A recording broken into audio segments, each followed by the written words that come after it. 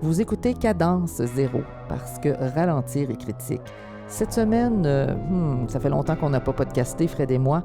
On vous offre une réflexion, le genre de réflexion qu'on a habituellement au souper. Vous allez voir, c'est très disparate et on a été très stimulés par le fait que Radio-Canada propose maintenant RDI sur Amazon Prime. Ça nous a un peu soulevés. On s'est donc mis à parler de création de contenu, de capitalisme gore et se dire, est-ce qu'on est vraiment dans un paradigme de contenu ou plutôt de format? Et on termine ça avec un concept qu'on espère qui fera du chemin chez vous aussi, les idées refuges quand tout va trop vite. Sur quoi on s'arrête? Le survivalisme, est-ce que c'est une idée refuge? À bientôt. Cadence zéro, parce que ralentir est critique. Ben nous, on le fait, on ralentit. Vous constaterez que des fois, il y a pas mal d'espacement entre nos épisodes, n'est-ce pas, Frédéric? Tout à fait. On a été très occupés. Je dirais pas qu'on a ralenti tant que ça. Non, ça ralentissait pas ailleurs que dans le podcast. Il y a des éléments dans nos vies qui ont ralenti, moins d'autres. Voilà, oui, on enseigne un petit peu trop. Et puis tout ça, ça nous a amené dernièrement peut-être la fatigue, tout ça, le fait que le soir, des fois, on est vidé, puis on n'a même pas le goût d'écouter de séries télé ou d'écouter des contenus que je dirais plus élevés, highbrow, c'est-à-dire des films d'auteurs, puis tout ça. On est du genre à être chacun sur nos téléphones, puis à littéralement doom scroller, comme on dit. Le défilement infernal. Pour ma part, c'est du TikTok, le plus niaiseux possible. D'ailleurs, j'ai même pas besoin de le chercher, il me trouve toute seule. Et ça nous a fait finalement nous questionner. On se demande, mais qu'est-ce qu'on faisait avant de passer notre temps sur des applications comme ça, à laisser les contenus nous rejoindre plutôt que d'être curieux, de chercher, de se documenter puis de penser à autre chose? Ouais, mais je dirais que... En fait, il y a le doom scroll. Moi, personnellement, c'est plus un habile mélange de Instagram, YouTube, surtout les YouTube Shorts, qui ont commencé à accepter la publicité. La plateforme de Google a commencé à accepter la publicité il y a de ça quelques mois. C'est peut-être en début d'année. Là, ouais. Mais la blague, c'est que en fait... Oui, il y a beaucoup de doom scroll, il y a un peu, surtout quand je vais sur X, mais il y a aussi beaucoup de contenu entièrement vide, avec strictement rien. J'ai aucun souvenir de ce que j'ai regardé. En fait, ça me fait beaucoup penser au terme K-hole, cet effet de dissociation associé à la consommation de kétamine, où des fois, je suis en train de jouer à un jeu vidéo, puis cognitivement, je suis juste épuisé, je suis plus capable de faire face soit au défaut du jeu ou quoi que ce soit. Même écouter un film, c'est trop. Donc même écouter un vidéoclip, c'est trop. Donc je fais juste scanner des contenus comme j'imagine avant on zappait à la télé. Ouais. Mais là, quand il y avait 3 pas, c'était dur un peu. Voilà, donc là, c'était avec le câble, c'est différent. Ça a permis plus de zapping. Mais un rythme effarant, et je réalise qu'en fait, j'ai l'impression que c'est moins le contenu qu'on recherche quand on est dans cet état-là que des effets. Des affects même, parce que il y a parfois des contenus qu'on consulte où il y a littéralement rien à retenir. On te raconte une histoire banale, une femme qui trichait son mari, nanana, sur un fond de recette avec des clac-clac-clac sur une plaque, on coupe, avec une espèce d'ambiance quasiment drone en arrière, qui a un effet qui captive notre cerveau. Ça a un effet d'ASMR littéralement sur le cerveau. Là. Ça nous stimule d'une drôle de façon, mais il n'y a rien à apprendre de cette histoire-là. Et certainement que ça captive les gens parce que les commentaires sont pleins. Et de plus en plus, on constate que ces contenus-là sont fabriqués par des IA ou avec des grands appuis IA et pourraient pratiquement s'auto-générer automatiquement sur les différents, je dirais, les différents fils narratifs qui sont employés dans ça. C'est souvent du remontage. Moi, ce que je vois particulièrement, c'est du remontage de films, c'est-à-dire une scène marquante remontée avec une palette de couleurs différentes, souvent une espèce de filtre pour faire en sorte que ce ne soit pas retiré en raison de droit d'auteur. Un vocabulaire détourné. Exactement. Une trame musicale rap avec un montage un peu plus dynamique ou encore des extraits choquants de podcasts, souvent des gens qui se font insulter sur leur poids ou leur situation financière.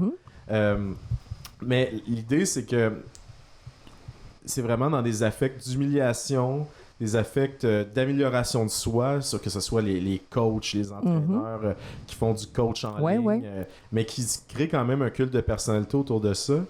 Mais l'idée, c'est qu'au final, c'est pas des conseils ou quoi que ce soit, c'est même pas le produit qu'ils vendent, c'est même pas l'humain qui est là qui est intéressant, c'est le format. C'est le format qui prime. Et on parlait avant d'enregistrer le podcast de format court. Puis on s'est souvenu, puis rappelez-vous avec nous, chers auditeurs, du Reader's Digest. On en trouvait chez nos grands-mères. On en a racheté dans les marchés aux puces il y a une quinzaine, vingtaine d'années. Qu'est-ce que c'était au fond? C'était des histoires, somme toute, assez similaires. On prenait parfois même des romans que littéralement on prédigérait pour vous laisser juste, par exemple, à l'Est d'Éden en 20 pages ou quelque chose du genre. Avec... épais, version résumée. Exactement, genre ce qu'il faut retenir de ça. Hein? Puis c'était vraiment comme des petites histoires inspirantes sur les grands finalement sur les grands récits, si on veut. Et on avait à travers ça quelques bonnes petites blagues stupides et quelques informations qui pourraient ressembler à des facts, finalement, sur un site web. Bien, quand on y repense, tout d'un coup, ça décrit étonnamment bien les contenus courts qu'on trouve en ligne. Hein? Histoire censément inspirante, histoire de genre comment j'ai vécu une humiliation incroyable et j'ai survécu. Bien, souvent, ils ne survivent pas là, sur les réseaux sociaux. On cherche la partie 2 et on ne la trouve jamais. Ou encore, comment raconter une bonne petite joke. Moi, je revois toujours les mêmes plaisanteries refaites par des personnes différentes, remises en scène, etc.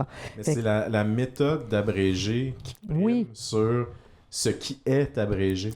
Et là, la nuance, on sait que ça le disait, Reader's Digest, c'est le résumé de... Digestion, voilà, mais c'est le résumé de livres, en fait, qui étaient soit de faits scientifiques, d'explorateurs et autres. Alors que là, on est vraiment...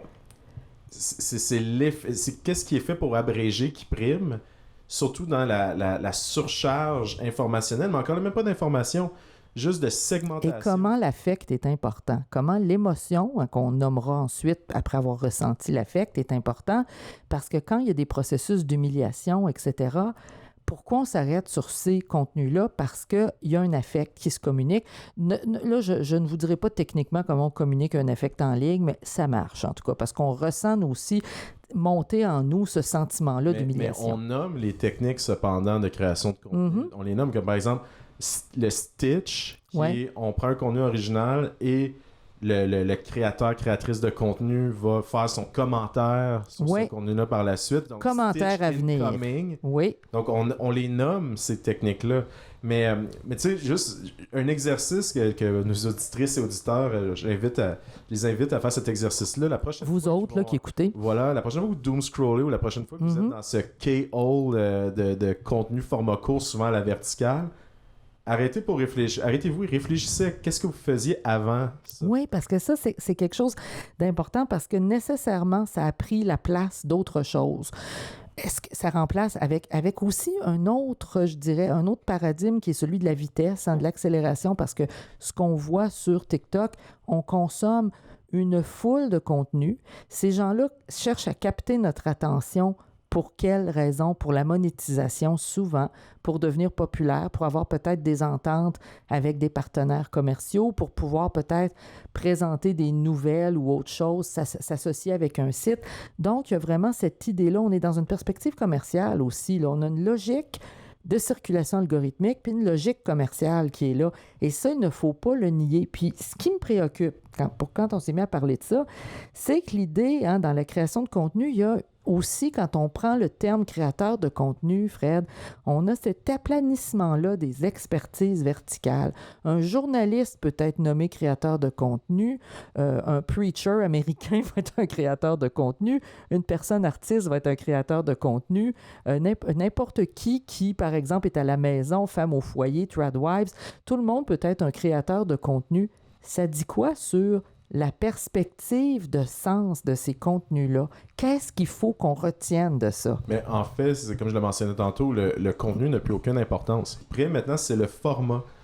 Si on va dans ce marketing, parce qu'au final, c'est des machines à vendre la publicité. À générer de l'emballement, c'est ça exactement. Le grand paradigme qui, encore aujourd'hui, même dans mon milieu, on a de la difficulté à le comprendre, c'est qu'on est dans un paradigme du mobile en premier, du mobile first. Oui. Qui est là depuis au moins 10 ans. Voilà. Là, c'est mobile first. Mais là, maintenant, le nouveau paradigme, c'est format first. c'est le format. Et là, ça commence, ça seulement, parce que je suis allé lire là-dessus, c'est un paradigme récent. Il y a une typologie, demandez-vous pas pourquoi qu'on voit des vox pop partout, qu'on voit des 5 trucs partout, le format est pensé, et les professionnels qui travaillent dans justement essayer de monétiser leur contenu pour en vivre, ils vont faire des tests A/B, parce qu'on va dire, OK, on va raconter on va donner le même contenu dans un format vox pop, ensuite dans un format 5 trucs, ensuite dans un format, etc., pour voir, OK, c'est lequel, par rapport à la cible, pour aller générer ce qui va aller chercher les meilleurs résultats.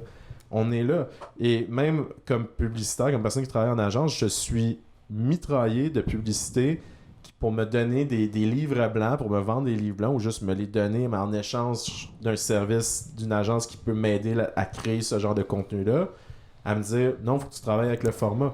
Peu importe ce que tu vends, que ce soit des armes à feu, de la drogue, même les publicités de drogue qu'on voit je sais, on voit des publicités de toutes sortes de choses illégales. Ces publicités-là utilisent les mêmes tactiques. Que ce soit légal ou pas. Mais c'est pour ça même, je pense qu'ils sont durs à repérer. Puis j'aurais envie de te poser une question, en fait, de te relancer peut-être sur quelque chose là-dessus, parce que je me disais, dans ce contexte-là, est-ce qu'on n'est pas en train d'appauvrir l'idée de ce que c'est vraiment qu'un contenu au sens, là, je pense au sens littéraire, hein, c'est un écrit, un livre, c'est un contenu scientifique, on a un contenu. L'idée, hein, par exemple, on disait que quand on donne juste les grandes lignes d'un contenu, c'est pas le contenu du livre, mais bien seulement son résumé, comme on parlait des Reader's Digest. L'idée qu'on pourrait avoir des méthodes comme des analyses de contenu qui vont être fondées sur des grilles, sur justement des indicateurs de performance, on est du côté quantitatif, mais qualitatif, on devrait être dans la densité de la donnée. Comment penser la densité de la donnée? Comment penser à mettre tout ça sur le même pied, c'est-à-dire ce qu'un journaliste fait comme contenu puis qui va être diffusé ensuite en ligne, passons par exemple aux décrypteurs, et qui doivent se battre sur les mêmes plateformes. Est-ce qu'on n'est pas encore un petit peu en train de réduire des paramètres importants comme la véracité, la crédibilité, l'autorité? Est-ce qu'on n'est pas et c'est pas comme les plateformes qui nous forcent à aller dans ce sens-là quelque part? Mais en fait, c'est un combat qui est asymétrique. Si on essaie de se battre sur le principe d'avoir du contenu avec une densité informationnelle importante, avec un projet éthique de partage d'informations, de transparence de l'information, d'informer, oui, tout à fait, versus des plateformes qui sont là pour monétiser, mais non seulement ça, de jouer sur les faiblesses cognitives, de la fatigue, de l'épuisement, en fait, les conséquences de l'accélération, nos fragilités dans notre identité. Oui.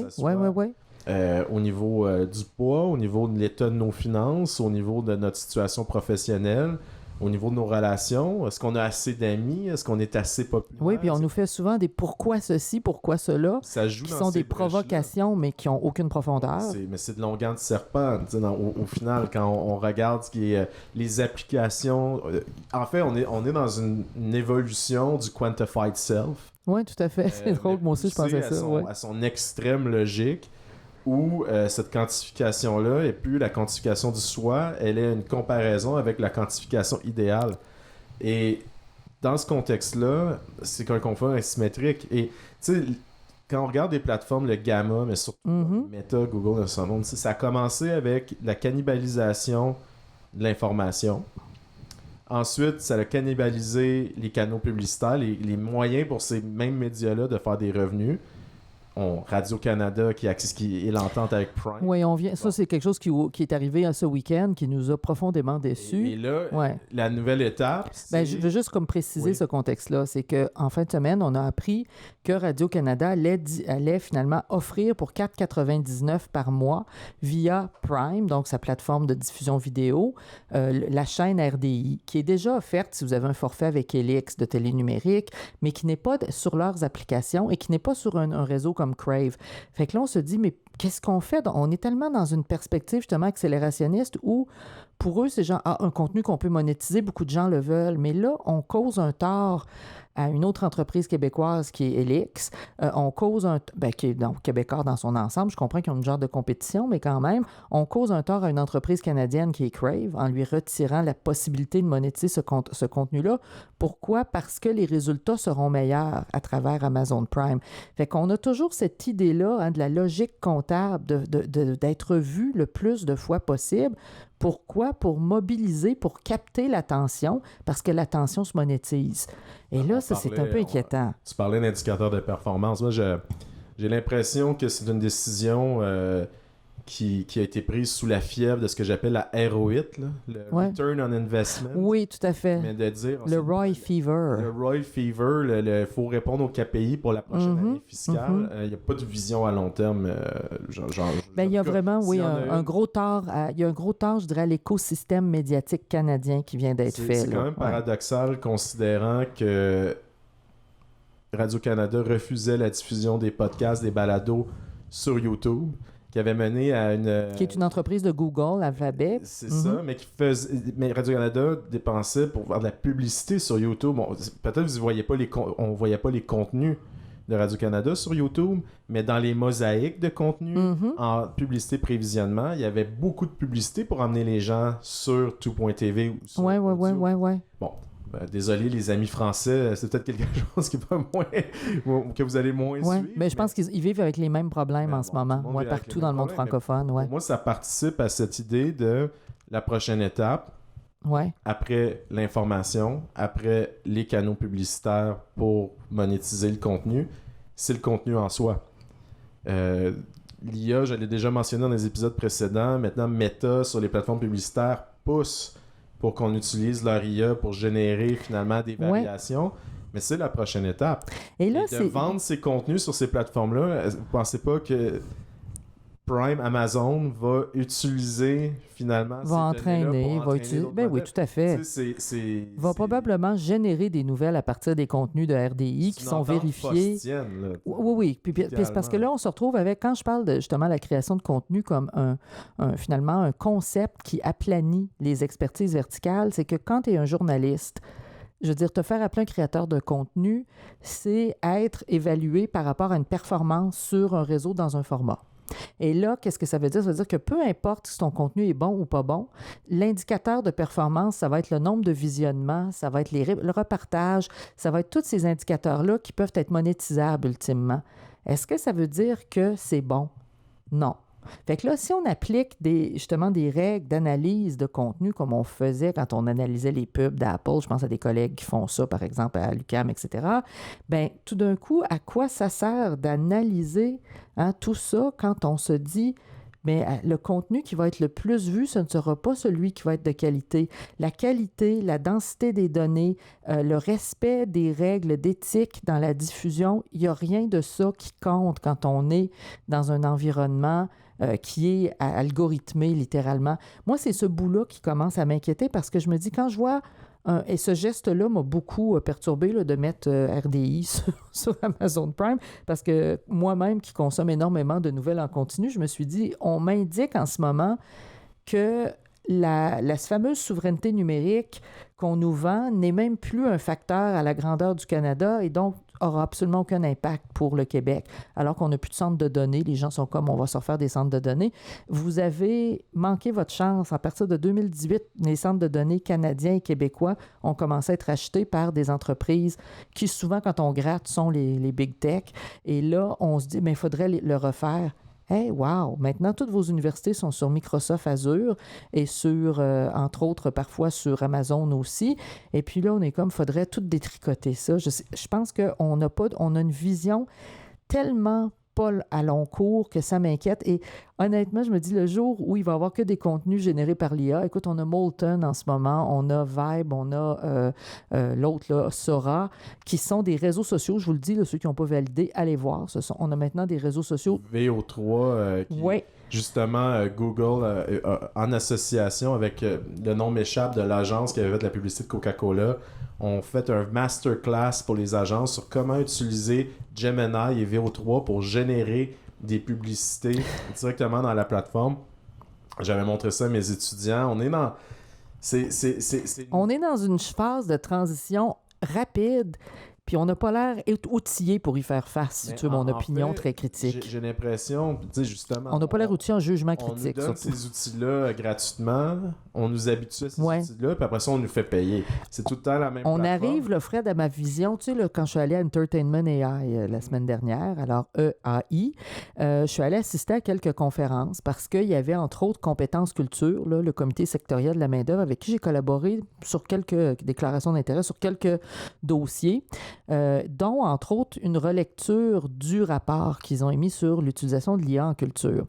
Et il y avait ils avaient fait un atelier qui se voulait une mise en forme très, je dirais, conviviale et participative, où tous les participants qui étaient là étaient appelés à donner des idées, à répondre à des questions. Et on s'est demandé encore la fameuse question, est-ce que l'IA va remplacer des gens dans notre travail? Là, tout le monde s'est mis à dire, pour certains travaux, non. Dans la conférence précédente, il y avait Marcello Vitalo Rossati, qui est professeur en écriture numérique à l'Université de Montréal, qui disait, déjà, l'IA nous remplace sur les tâches sur lesquelles on ne veut pas passer de temps. Il dit, l'IA ne me remplacera pas sur la plage quand j'ai envie de lire un livre puis de regarder la mer. Clairement, c'est pas une tâche que je veux déléguer, mais peut-être que relire un texte, que cumuler des sources, que remonter une bibliographie, c'est peut-être des tâches qu'on va vouloir déléguer. Et là, on s'est demandé, mais présentement, j'en ai parlé, on sait que de façon couverte, énormément d'employés dans le domaine de la publicité, de la création de contenu utilisent l'IA pour générer des processus, faire des brainstorms, pour créer même des contenus. Ils ne l'indiquent pas toujours. Dans une période d'incertitude économique, on doit produire vite. Ouais. On doit itérer très, très vite. Et on doit offrir des alternatives rapidement. Tout à fait. On n'a pas le choix parce que de faire ce travail-là à bras, en fait, l'IA générative rapidement a emmené, oui, en philosophie, des réflexions sur qu'est-ce que l'intelligence, qu'est-ce que la créativité. Tout à fait. Mais a aussi amené une exigence d'augmenter la cadence et d'utiliser ces outils-là. Parfois, même sans qu'il y ait aucun objectif, de haut, si on va dans une structure top-down, il n'y aurait même pas de mention d'utiliser l'IA, peu importe, mais utilisez-la. Il n'y a pas d'instruction d'utiliser-la pour faire ça ou autre chose. C'est comme si on préférait, Fred, ne pas encadrer dans certains cas les usages. Tu sais, bon, nous, on essaie d'enseigner à nos étudiants, par exemple, s'ils l'utilisent pour un brainstorm de nous. Moi, j'essaie toujours de favoriser le processus. Donc, commencer le processus avant, nous l'indiquer ensuite dans une fiche processus, etc. Mais là, on ne le dit pas parce que au fond, comme tu le dis, on voit que ça économise du temps, des ressources, et on préfère ne pas le savoir. Sauf que il y a des entreprises, et là, je vais citer Éric Desmarais de Sporobol, qui dit, chez nous, on a beaucoup d'outils qu'on utilise, d'IA commerciale et autres, qu'on réaménage, puis qu'on utilise pour des résidences de création, pour conseiller des entreprises, etc. Et quand on lui a dit, est-ce que ça va couper des postes chez vous, il dit, écoutez, le jour où on va me facturer l'usage réel que je fais de ces IA-là, vous savez comment ça coûte en environnement en ce moment, hein? Quand vous demandez, génère-moi une photo de moi en Superman, là, vous venez de pitcher quelques chaudières d'eau potable. Déjà, dans la chaîne de bloc, il y avait un gas fee, il y avait un frais pour l'énergie dépensée pour enregistrer la transaction dans la chaîne de bloc. Là, en ce moment, tout ça défini dans un abonnement, ce qu'on paye. Oui, et là, on te les fait payer, mais éventuellement, quand tu vas être vraiment accro, là, on va te le charger. C'est le freemium et le premium. Ton premium, là, à combien penses-tu qu'on peut l'évaluer? Quelqu'un comme Éric Desmarais, qui est quand même au centre business, qui s'intéresse beaucoup à ça, dit, moi, j'évalue que ça va peut-être être entre 80 et 120 000 $ par année pour tous les usages qu'on va en faire, si on veut être performant. Il dit, quand on va arriver là, ça veut dire que je dois couper 2 postes dans mon équipe.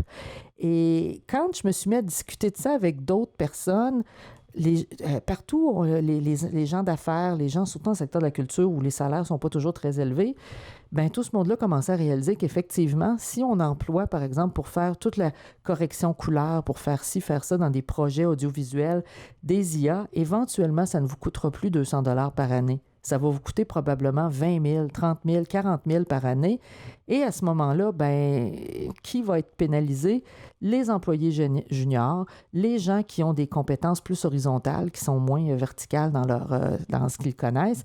Et là, on va s'apercevoir que cet argent-là n'est plus au Canada ni au Québec. Elle s'en va où à partir de là? Elle s'en va direct Hein, direct, straight à la Silicon Valley. C'est le passage du SAP au SaaS. Oui, on le fait partout. Du software as a product au software as a service. C'est-à-dire, au lieu d'acheter une licence pour un logiciel et le logiciel est à toi, bon, on sait que c'est compliqué. Tu ne lèveras pas ça dans ton testament. Mais l'application en tant que service, ce que ça amène aussi, c'est que tu es sur une plateforme d'abonnement. Ouais. Tu es connecté. Souvent, maintenant, les applications, c'est plus quelque chose qui est installé, c'est quelque chose qui est en ligne.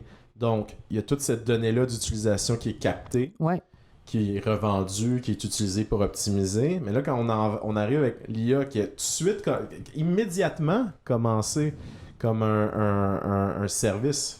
Oui, et d'ailleurs... On se rappellera GPT-2 et autres, on pouvait avoir des installations locales. Il y a des solutions d'installation locale qui existent. Mais qui est capable de le faire? Ça, c'est la question. Puis, ce que je remarquais aussi, je suis allé voir à partir de là Microsoft avec Copilot, qui est maintenant intégré dans tout ce que vous faites, dans Word, dans PowerPoint, etc. Vous pouvez l'utiliser. Présentement, vous avez plusieurs utilisations gratuites.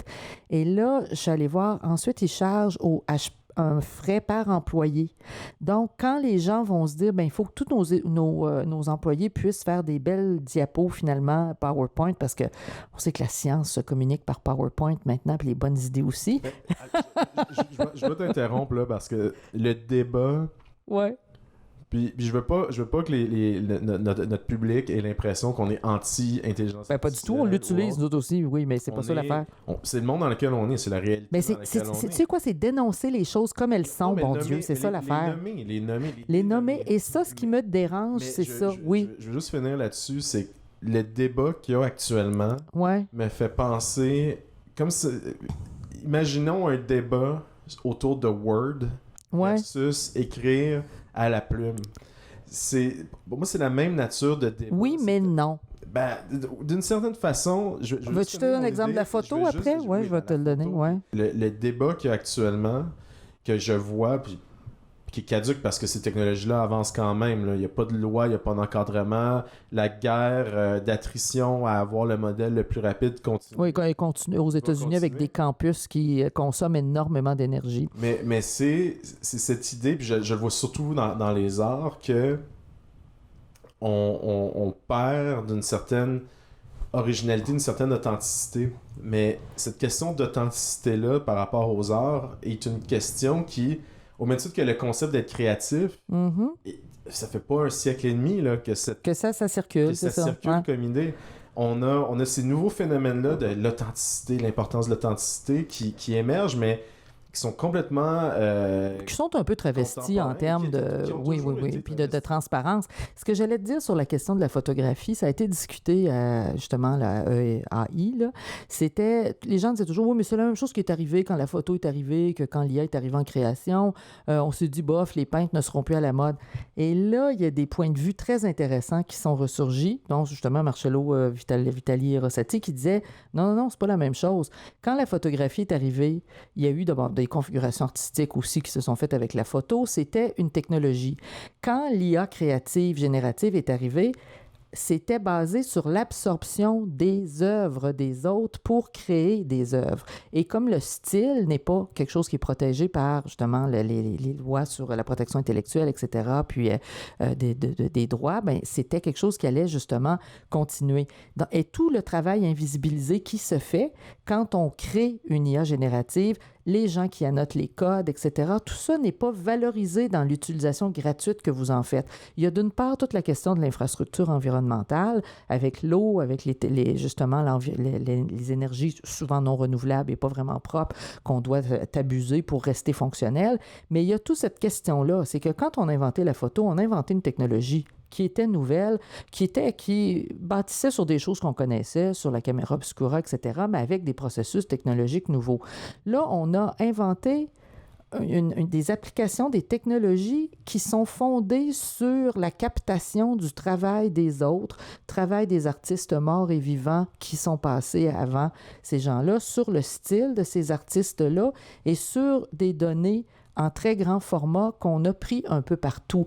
Et ensuite, sur le travail invisibilisé, sur les fameuses petites mains de l'IA, hein, qui sont justement souvent dans des pays où on les paye 2 $ de l'heure pour faire le travail, bien, tout ça, c'est la portion qu'on ne voit pas. C'est le dessous de l'iceberg de l'intelligence artificielle générative. Et ça, on l'oublie. Puis on se dit, ben, c'est pas pire que quand on a inventé, par exemple, la reproduction, etc. Hey, il y a des lithographies depuis 500 ans, là. On en fait encore aujourd'hui.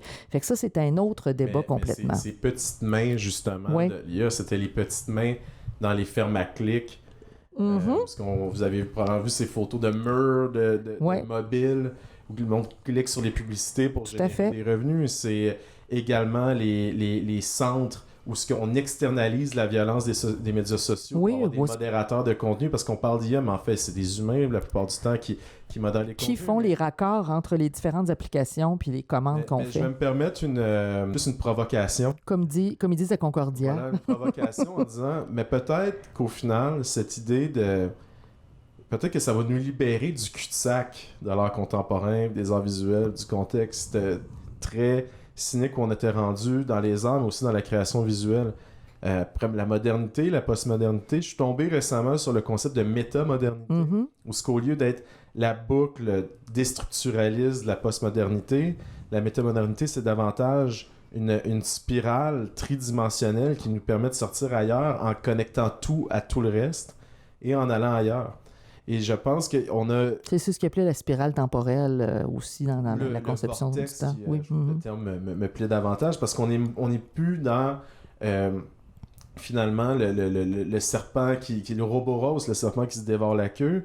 On a peut-être une chance de sortir de ce piège conceptuel des idées, des images, de la répétition, du cynisme, de l'ironie, pour aller ailleurs. Et aussi catastrophique que certains aspects de cette technologie-là nous situent comme espèce. Je pense qu'au niveau de la réflexion de qui on est, c'est quoi la créativité, qu'est-ce qu'on peut faire artistiquement parlant, sortir des codes historiques, justement des algorithmes, ils disent faites les choses de telle façon pour aller chercher un certain succès. Dans la musique métal, ce n'est que ça, des clichés sur des clichés sur des clichés depuis des décennies pour prendre un genre musical. Depuis qu'on a appris que la chanson Pleure dans la pluie là, de Mario Pelcha était une chanson allemande puis qu'il ne le savait pas, là, que c'était fait vendre en traduction. Ça, c'est assez triste. Mais il y a pour moi, là, puis c'est Andrew Kolb dans Dark Deleuze qui écrit...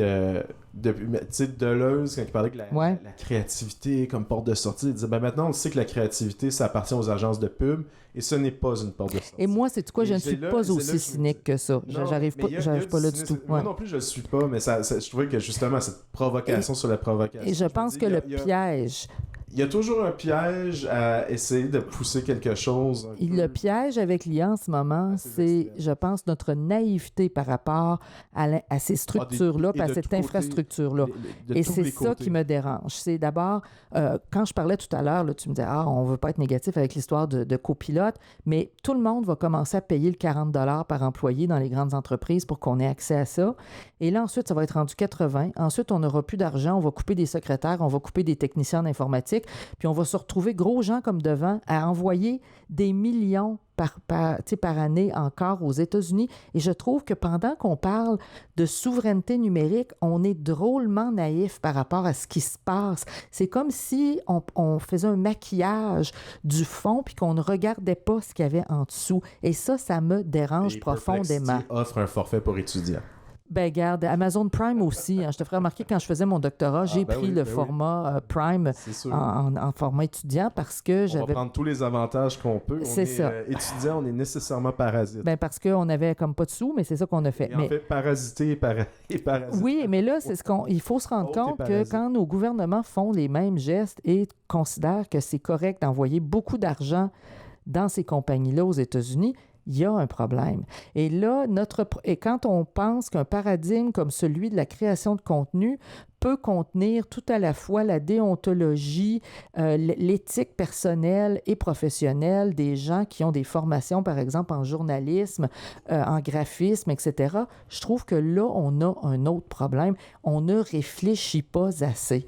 Et si je souhaitais une chose là, pour la génération qui est en train qui est à l'université, c'est que plutôt que d'essayer de juste s'inscrire dans cette logique capitaliste-là qui quantifie les interactions que vous faites, qu'on leur réapprenne à avoir du jugement critique par rapport à ces structures-là, parce qu'ils vont être obligés de les utiliser. Je dis à mes étudiants en informatique, vous allez être obligés de les utiliser. On l'a mentionné dans les derniers épisodes aussi.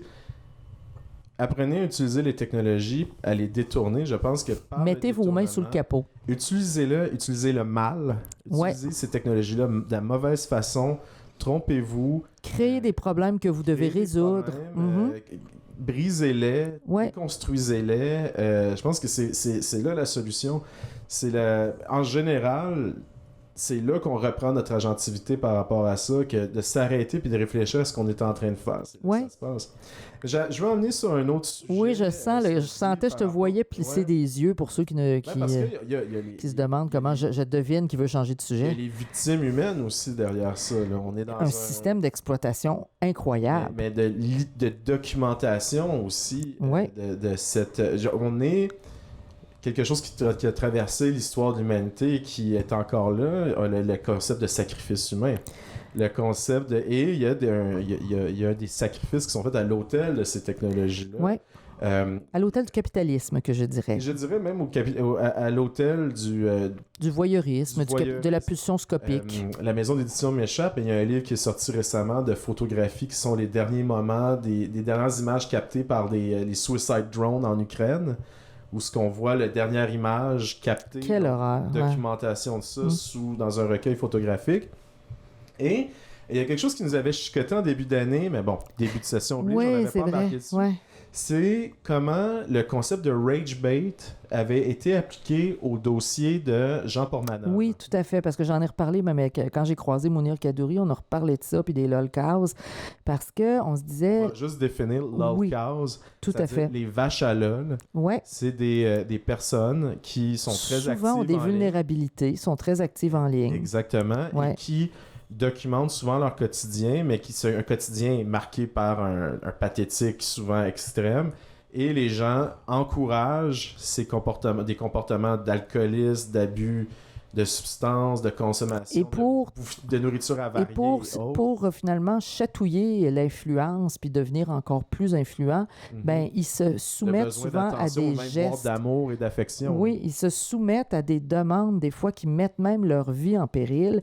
Et on s'est aperçu que c'était souvent comme entremêlé avec la question du rage bait, qui est un concept qui est là depuis 15 ans. Là. Je veux dire, faire fâcher les gens qu'une déclaration ou soulever leur outrage, c'était du clickbait.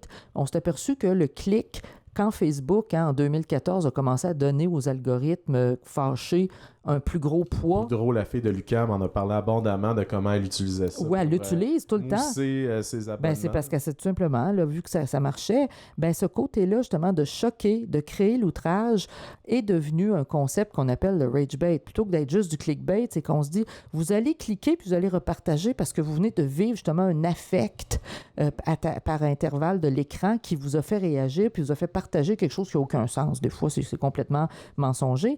Mais là, c'est là que le lolcows entre en ligne de compte. Et je me suis aperçu que dans le dernier rapport que la France a publié sur l'influence à la fin janvier 2026, c'est l'affaire Jean Portmanov qui compte parmi les études de cas qui ont outré justement les titulaires de charges publiques, tout ça, qui ont voulu réagir à ça en disant il faut qu'on augmente la réglementation sur ce qui se passe, la monétisation avec les plateformes et tout ça. Dans le cas de Jean Portmanov, il était monétisé, sa misère humaine était monétisée à travers Kik, la plateforme. C'était pas lui nécessairement qui faisait le profit, c'est des gens qui servaient de lui. Et là, c'est ça, on s'est demandé, toi et moi, est-ce que c'est du rage bait vraiment? Les gens cliquaient pas parce qu'ils étaient en colère. Les gens cliquaient par une pulsion scopique malsaine pour voir jusqu'où cet être-là allait aller dans l'abus de soi puis dans se faire abuser par autrui pour avoir un maigre pécule, finalement. On est dans le gimp du cirque, on est dans le freak. Le freak show. Qui dévore des têtes de rats. On est dans une continuité, justement, de la bête de foire de cirque. Exposer le malheur, Exactement. Exposer la différence. Puis il y a eu d'autres décès dans ce genre-là qui n'ont pas été associés au Mais Rage tu m'en as Bait, parlé de justement. beaucoup, c'est ça, ouais. King Cobra, GFS, dont le label, la maison d'édition Deathbed Tape, sortait ses albums de musique, qui était une espèce de d'hommage à Ozzy Osbourne. Très, très, on est loin de la virtuosité là, du métal de Black Sabbath, mais il y avait une communauté de fans autour de lui, et il est décédé en 2025. Il y avait beaucoup de spéculations du type il avait mangé du Taco Bell avarié, il buvait de l'alcool de super bas de gamme constamment. Finalement, il semblerait, de ce que ma compréhension, c'est que c'était un arrêt cardiaque parce que son père a fait une vidéo suite au décès de son fils à propos de ça. Puis c'était quelqu'un qui, clairement, avait des problèmes de santé mentale. Mais on voit le lolcow comme phénomène en ce moment utilisé. On parlait de format et de contenu tantôt. Et moi, il y a un autre phénomène que je trouve fascinant, c'est celui de Peter Musfield, qui est quelqu'un que je suis tombé là-dessus par hasard. En France, ça a été repris comme phénomène, qui participait à une ligue de paris, puis lui, son pari, c'était de devenir alcoolique puis d'arrêter de consommer du jour au lendemain. Donc, tout pour capter l'attention avec une grosse force et une vélocité très importante. Ça prenait pas beaucoup de temps pour découvrir que Peter Musfield n'existe pas. Son vrai nom, c'est Peter Moran, puis c'est un humoriste, un stand-up comedian aux États-Unis, à New York. OK, fait que lui, il a pris ce modèle-là d'abus de l'Holocaust, whatever, puis il l'a mobilisé pour lui. Pour devenir un personnage vraiment pathétique. Là, en ce moment, ça fait 1 an à peu près que je le suis. Là, il est rendu que sa femme l'a mis dehors parce que finalement, après avoir arrêté de boire pendant 1 mois, il a recommencé à boire, puis sa femme était plus capable. Surtout que il avait kidnappé le chien de son oncle riche parce qu'il avait reçu juste une carte cadeau de $20 de Apple à Noël. Fait qu'il fait vraiment des stunts ridicules. Il fait des stunts ridicules. Puis de l'autre côté, c'est qu'il joue beaucoup en ligne. Il joue beaucoup à RainBet. Et en fait, tout ça se passe sur un fond. Oui, tu m'avais parlé de ça, sur un fond de RainBet. Pour RainBet. Et là, j'ai commencé à regarder qu'il y a plein de ces contenus-là. Des jeunes qui font des défis de caler des 40 onces de vodka. Entre-temps, ils vont dire on va payer pour notre alcool, on les voit jouer à RainBet rapidement. Il y a une autre vidéo, c'est quelqu'un avec un vélocimètre, un détecteur de vitesse de police. Que si une voiture dans une zone scolaire dépasse la limite, il lance soit de paquets de nouilles plantes sur les voitures, mais on le voit entre jouer à RainBet. Fait qu'il y a de l'intégration de publicité directement. Là. C'est vraiment comme des contenus publicitaires directement dans ces contenus. C'est très subtil, mais le choc, l'effet de choc, sert finalement à la promotion de cette plateforme de paris en ligne.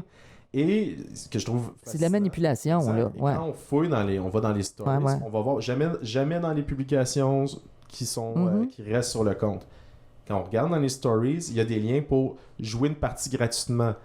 Donc, il y a toutes ces accroches-là qui sont intégrées dans du contenu choquant de voici mon quotidien, encore une fois, des haltérophiles et autres, voici mon quotidien, ma journée en tant qu'homme de 35 ans qui s'entraîne. Il y a toujours un moment où ils vont jouer à RainBet. Dans la journée.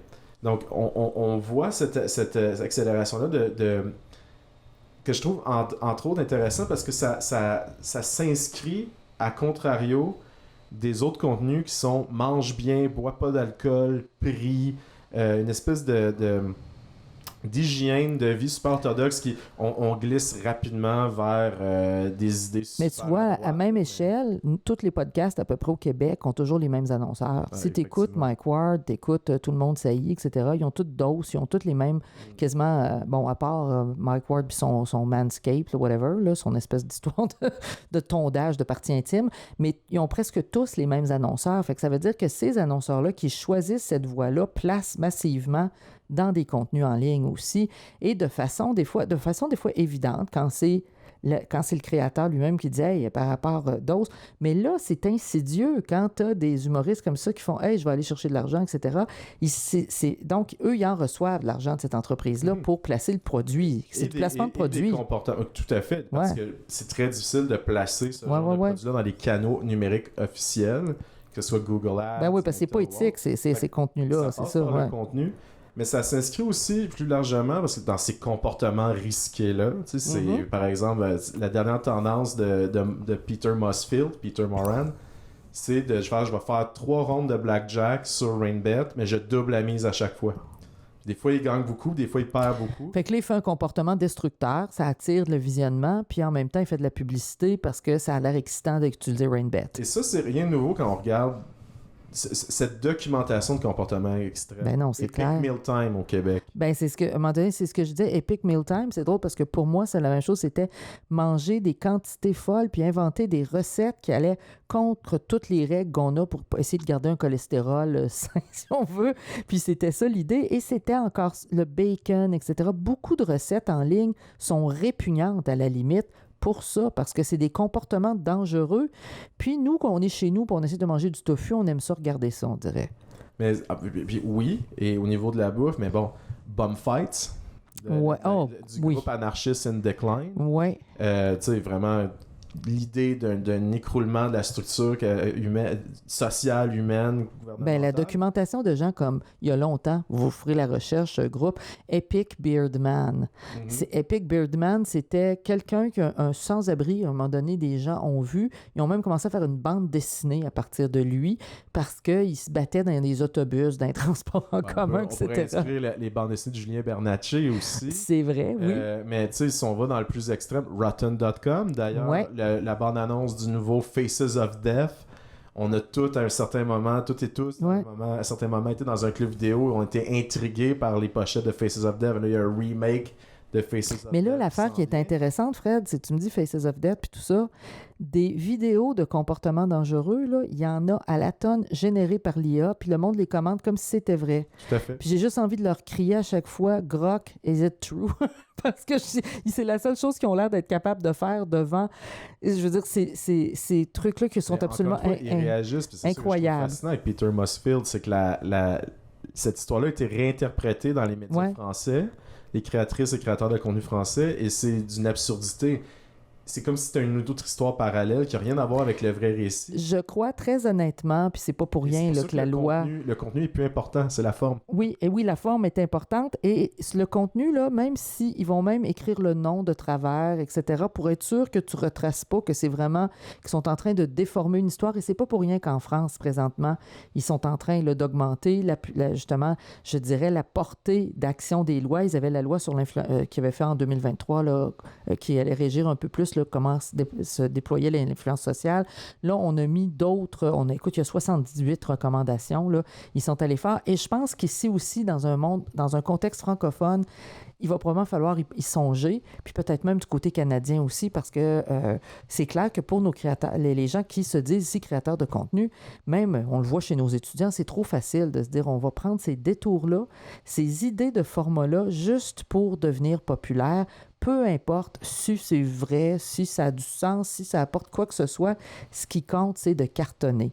Et c'est là qu'il se passe quelque chose, je trouve, de très malsain, à mon humble avis. Et j'ajouterais... En fait, il y a deux cadres qui... c'est vraiment une idée qu'il faut qu'on approfondisse. Oui. Il y a deux cadres, pour moi, qui sont des bons points de départ. Ouais. Le livre Gore Capitalism de oui, Sarah tu m'as parlé de ça. Oui, il fallait que je me lance là-dedans. Ouais. Qui, elle, en fait, comme une philosophe mexicaine qui travaille vraiment sur la guerre des cartels là-bas et qui indique comment les vidéos, justement, d'assassinat, de torture des cartels deviennent de la marchandise.